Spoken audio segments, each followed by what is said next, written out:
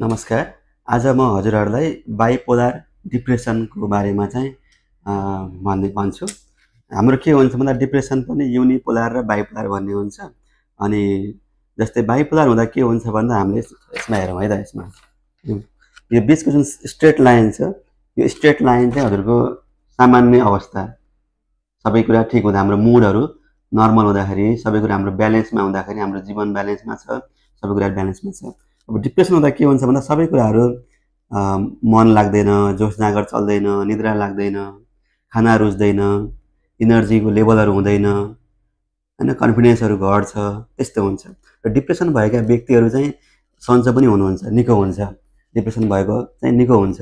निको भइसकेपछि कसैलाई के हुन्छ भन्दा बिचको समयमा चाहिँ थोरै जोस जाँगर, जस्तो के हुन्छ, अब थोरै यो लाइनभन्दा माथि सानो माथि गएको छ, थोरै जोस जाँगर चाहिँ अलिकति बढी हुने, धेरै धेरै कुरा गर्न मन लाग्ने, अनि त्यो व्यक्ति चाहिँ धेरै कुरा गरेर अर्को व्यक्तिले चाहिँ सुन्नै नसक्ने, कति बोलेको होला, एकछिन नबोले पनि हुन्थ्यो भन्ने खालको, अर्को व्यक्तिले चाहिँ त्यस्तो खालको कुराहरू गर्ने बिरामीको बारेमा, र इनर्जीको लेभल एकदम बढी हुने, फुर्ती फार्ती धेरै आउने, म जे पनि गर्न सक्छु भन्ने खालको विचारहरू आउने, त्यस्तो हुन्छ।